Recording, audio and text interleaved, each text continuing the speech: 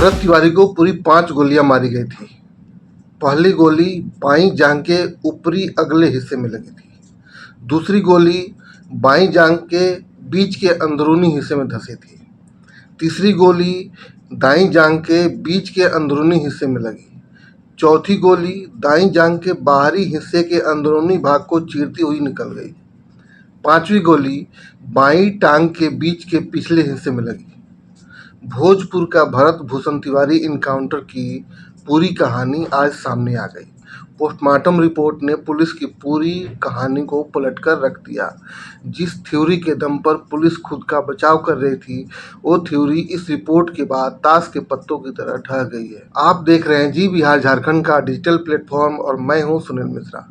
Police ने दावा किया था कि मुठभेड़ के दौरान भरत को 3 गोलियां लगी थी, लेकिन पोस्टमार्टम रिपोर्ट के मुताबिक भरत तिवारी को पूरी 5 गोलियां मारी गई थी। इस सनसनीखेज खुलासे के बाद पूरे बिहार की सियासत गर्मा गई है।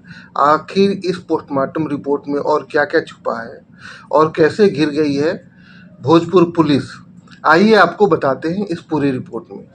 17 जून को शाहपुर के बिलोटी गांव में हुए इस इनकाउंटर पर पहले दिन से ही सवाल उठ रहे थे, लेकिन आज आई पोस्टमार्टम रिपोर्ट ने उन सवालों पर मुहर लगा दी है। आइए सिलसिलेवार तरीके से समझते हैं कि रिपोर्ट ने पुलिस के दावों की धज्जियां कैसे उड़ाई। पुलिस ने कहा था कि भागते हुए अपराधी पर आत्मरक्षा में गोली चलाई गई जो उसके पैर और शरीर में लगी, लेकिन पोस्टमार्टम रिपोर्ट कहती है कि भरत को 5 गोलियां मारी गई।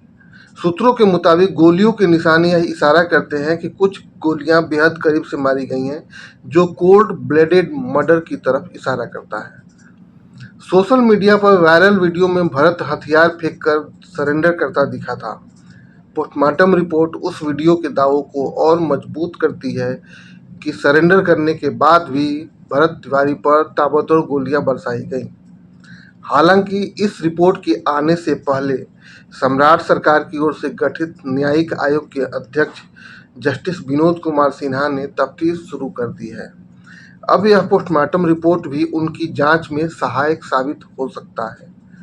भोजपुर पुलिस पर पहले से ही तत्कालीन एसडीपीओ और थानेदार समेत कई पुलिसकर्मियों पर हत्या का मुकदमा दर्ज है। अब इस पोस्टमार्टम रिपोर्ट ने पुलिस के बचे खुचे दावों को भी दफन कर दिया है। सवाल यह है कि क्या रक्षक ही भक्षक बन गए थे? क्या जुडिशियल इंक्वायरी के बाद दोषी पुलिसकर्मियों को जेल की सलाखों के पीछे भेजा जाएगा? और सबसे बड़ा सवाल, क्या पीड़ित परिवार को इंसाफ मिल पाएगा? दूसरी तरफ शनिवार को भरत तिवारी के छोटे भाई चंदन तिवारी ने आरोप लगाया कि परिवार को जांच पर भरोसा नहीं है।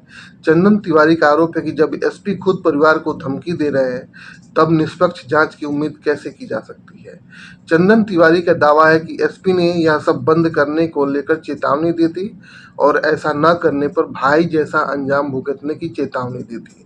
चंदन तिवारी की मां आशा देवी ने भी एसपी पर गंभीर आरोप लगाते हुए कहा कि घटना के करीब 8 दिन बाद एसपी घर आए थे और मामले को यहीं खत्म करने को कहा था और मीडिया में बयानबाजी न करने की सलाह दी थी।